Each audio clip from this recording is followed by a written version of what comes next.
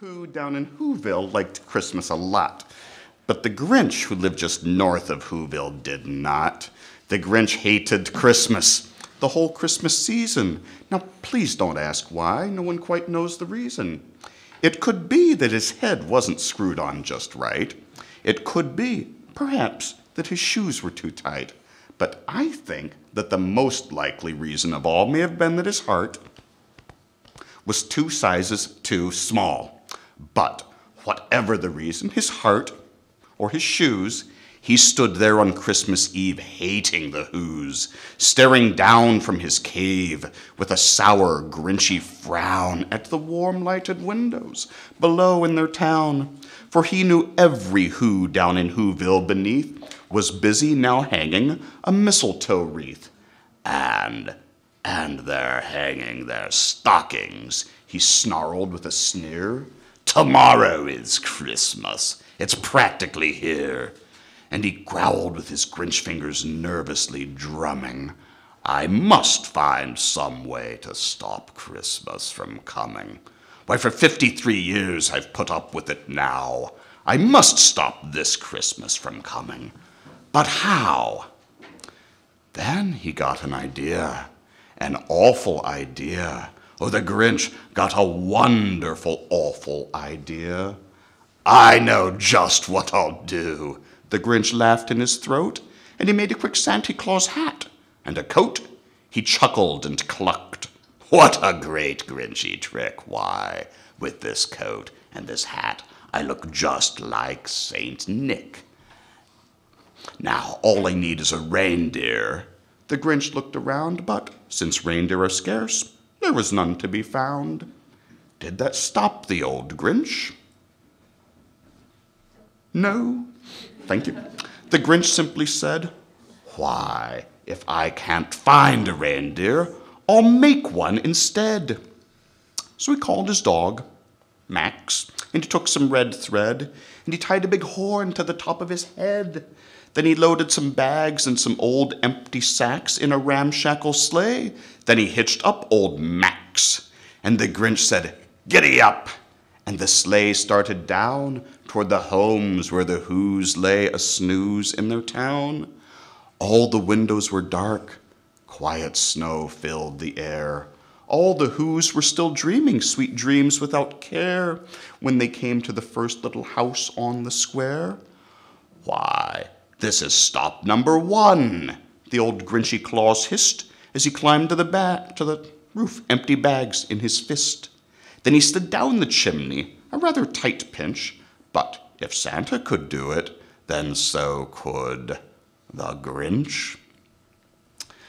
He got stuck only once, for a moment or two. Then he stuck his head out of the fireplace flue where the little Who stockings all hung in a row. Why, these stockings, he grinned, are the first things to go. Then he slithered and slunk, with a smile most unpleasant, around the whole room, and he took every present. Pop guns, bicycles, roller skates, drums, checkerboards, tricycles, popcorn, and plums. Then he stuffed them in his bag, and the Grinch very nimbly stuffed all the bags, one by one, up the chimbley. Then he slunk to the icebox. He took the Who feast. He took the Who pudding. He took the roast beast. He cleaned out that icebox as quick as a flash. Why, that Grinch even took their last can of Who hash. Then he stuffed all the food up the chimney with glee. And now, grinned the Grinch, I'll stuff up the tree. And the Grinch grabbed the tree, and he started to shove when he heard a small sound like the coo of a dove. He turned around fast, and he saw a small Who, little Cindy Lou who was not more than 2. The Grinch had been caught by this tiny Who daughter who got out of bed for a cup of cold water, coffee. She stared at the Grinch and said, Santa Claus, where are you taking our Christmas tree? And you know that old Grinch, he was so smart and so slick, he thought up a lie, and he thought it up quick. Why, my little sweet tot, the fake Santa Claus lied, There's a light on this tree that won't light on one side. So I'm taking it home to my workshop, my dear. I'll fix it up there, then I'll bring it back here." And the Grinch patted her head and got her a drink and sent her to bed. And when Cindy Lou Who went to bed with her cup, he went to the chimney and stuffed the tree up. And the last thing he took was the log for their fire. Then he went up the chimney himself, the old liar.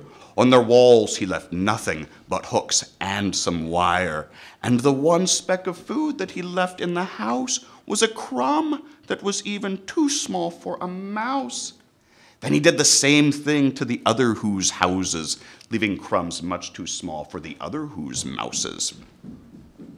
It was 1:45, all the Who's still abed, all the Who's still a snooze when he packed up his sled. Packed it up with the presents, the ribbons, the wrappings, the tags and the tinsel, the trimmings, the trappings. 3,000 feet up the side of Mount Crumpet, he rode with his load to the tip-top to dump it.